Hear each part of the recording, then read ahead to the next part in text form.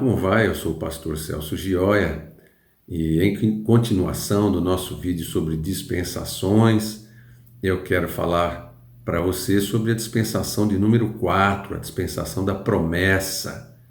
Então veja, houve aquele governo humano que começou em Nimrod e foi até Abraão ou Abrão.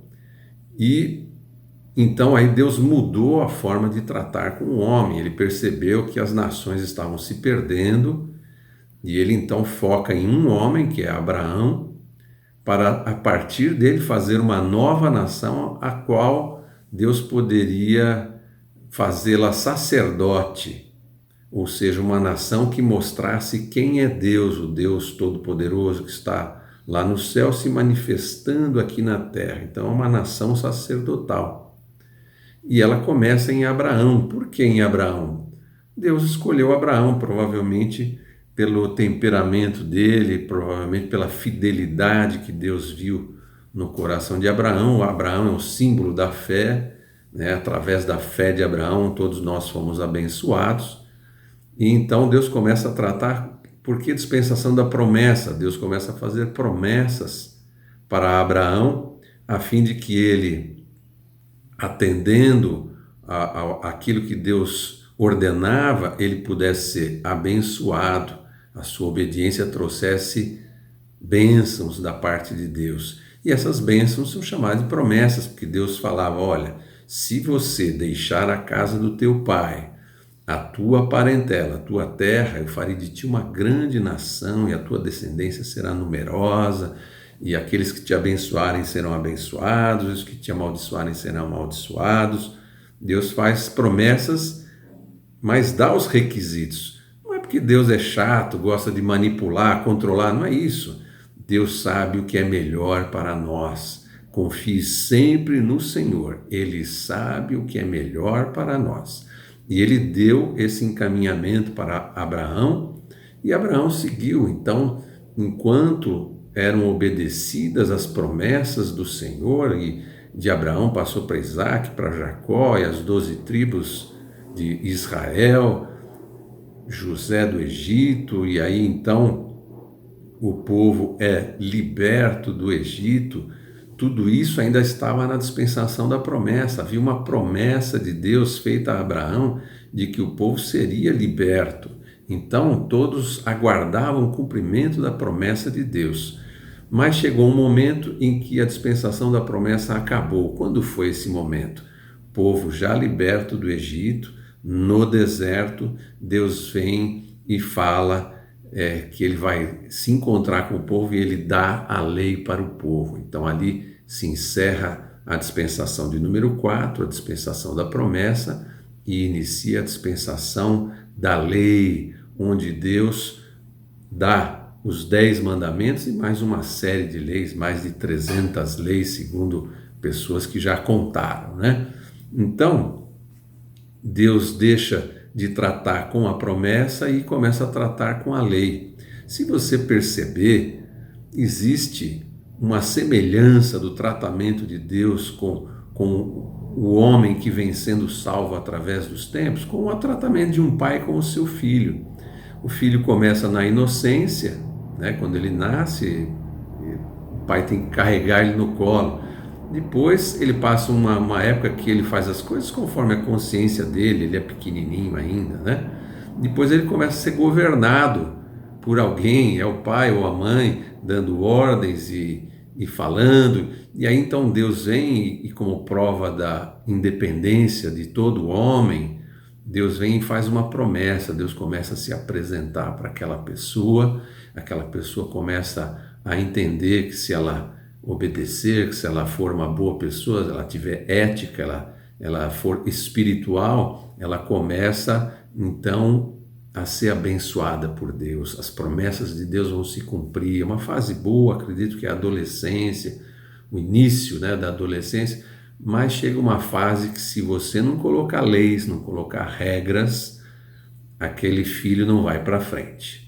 Ele começa a se rebelar, vai adorar falsos ídolos, e aí então é o que Deus faz na dispensação da lei. Deus coloca limites para o povo saber Senão não sabe, a pessoa não tem entendimento, começa a crescer, o povo estava crescendo, é como o corpo do homem cresce, ele começa a fazer aquilo que ele acha melhor. Então Deus começa a colocar limites, uma lei que é boa, que é justa, que é, né, emanação da própria pessoa do nosso Deus.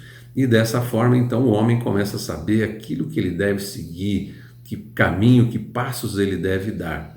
Mas, como você já sabe, a lei é impossível de ser cumprida na sua totalidade. Por isso, era uma forma de Deus convencer o homem. Puxa, eu tentei seguir toda a lei e não consegui, então tenho perdão. Existia até o dia do perdão, o Yom Kippur. E então, através desse perdão, é que o homem descobria como é que ele era salvo pela fé. É por crer que aquele perdão limpava todo o pecado. E não por achar que cumpria toda a lei, como faziam os fariseus. Os fariseus eram cínicos, hipócritas, fingiam que cumpriam toda a lei, quando na verdade nenhum homem consegue, porque a Bíblia diz: todos pecaram e destituídos estão da glória de Deus. Então, aquele cinismo, aquela hipocrisia que existe muito hoje, né? As pessoas acusam os outros de questões mínimas, como se elas fossem perfeitas, como se a busca da perfeição fosse justa no nosso meio. Então, é uma hipocrisia muito grande, já existia naquela época. Então, vem Jesus e ele vive na dispensação da lei. Observe bem isso, a lei vai desde o Sinai até a morte de Jesus na cruz, quando ele diz: está consumado.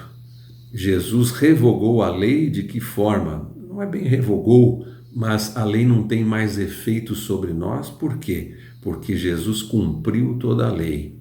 É como um contrato, onde ele, cumprindo todo o contrato se encerra. Mas esse cumprimento só vale para quem estiver em aliança com ele. Aquele que não tem aliança com Jesus, o cumprimento do contrato de Jesus não vale. Então vale a lei, e a lei condenará a todos. Todos aqueles que quiserem ser julgados pela lei serão condenados, porque não existe a graça e nem a perfeição do homem. Então, em que consiste a nossa salvação? Em reconhecer isso e desejar a salvação pela fé. E dessa forma entramos na graça, porque Jesus estabeleceu a graça através de cumprir o contrato da lei. E aí ele vem e estabelece aquilo que ele acha melhor, que é muito melhor que a graça. Então, a graça começa na habitação do Espírito Santo. No Pentecostes, 50 dias após a Páscoa, após a ressurreição de Jesus, vem então o Espírito Santo habitar dentro do homem como a garantia da salvação, e ali começa a dispensação da graça, a qual continua até hoje. Nós estamos na dispensação da graça.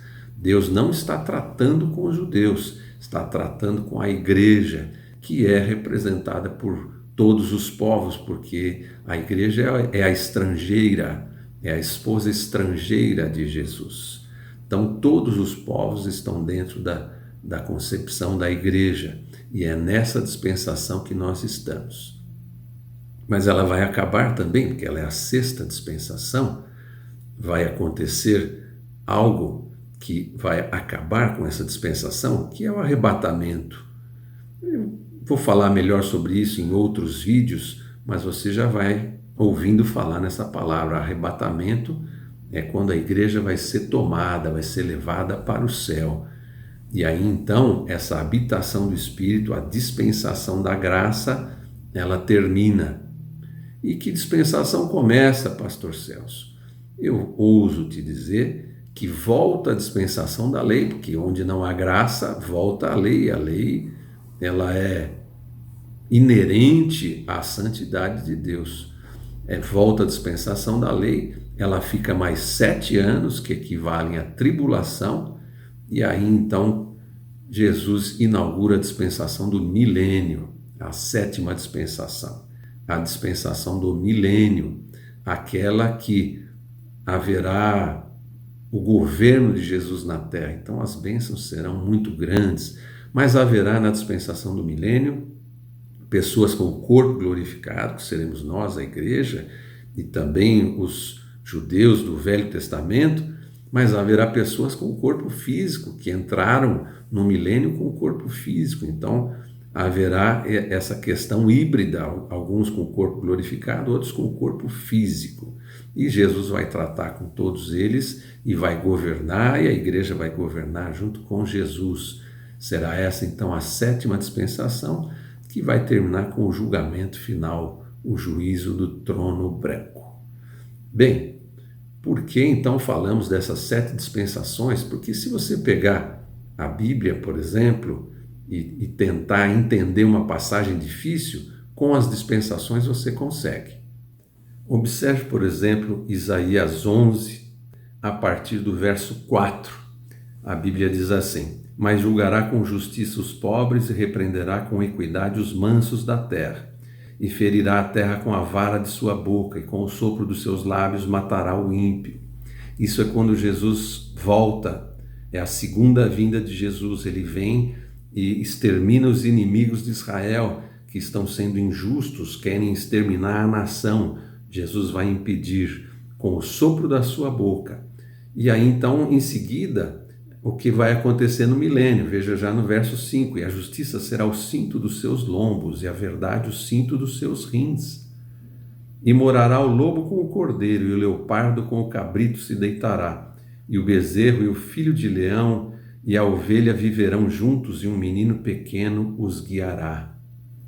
Veja, essa é uma descrição de um ambiente maravilhoso, onde os animais já não são mais selvagens, onde os animais voltam a conviver pacificamente entre si, porque essa descrição não é da dispensação da inocência, nem da dispensação da consciência. Então, aonde eu vou encaixar essa passagem? Quem não é dispensacionalista ou aliancista vai dizer assim: isso aqui é alegórico, significa que o lobo é o homem mau e o cordeiro é o homem bom. Fazendo esse tipo de interpretação, a gente está matando a Bíblia, a gente está reduzindo a Bíblia a um livro de poesias. A gente deve buscar a interpretação literal como a melhor interpretação. É possível, sim. Eu vou deslocar esse momento aqui que está sendo profetizado lá para o milênio. Ele se encaixa?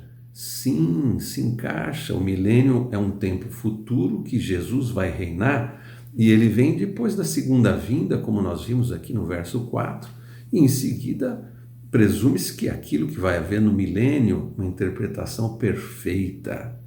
Então, no milênio, volta aquele vegetarianismo que havia no princípio, volta no milênio.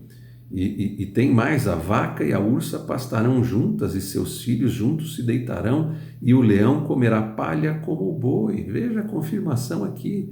Como foi na arca, os animais ferozes voltarão a comer palha, voltarão a se alimentar de vegetais e não de animais. Ou seja, é a restauração daquilo que havia antes. Faz sentido? Total. Total. Jesus vem, restaura a terra e inaugura um governo restaurado. Um governo onde as coisas têm muito menos violência e agressividade por si só, não por ação do homem, porque quando o homem fica dizendo: vamos juntos fazer um mundo melhor, isso é mentira. O homem jamais fará isso. Quem fará isso é Jesus, o restaurador de todas as coisas. Então, entenda isso, querido. Com a dispensação eu consigo pegar essa passagem e colocar no lugar onde ela efetivamente está. É uma profecia que vai se aplicar no milênio. Então, você vai perceber que quando você for interpretar, conhecendo as dispensações, você consegue encaixá-las naquele lugar, e isso vai ser muito melhor. Vai trazer uma interpretação muito melhor, literal, histórico e gramatical.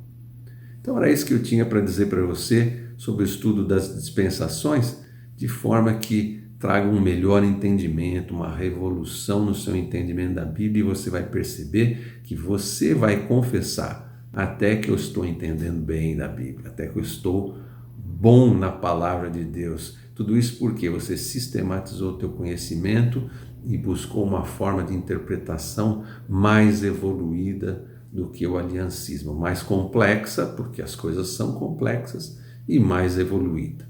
Eu te vejo então no nosso próximo vídeo.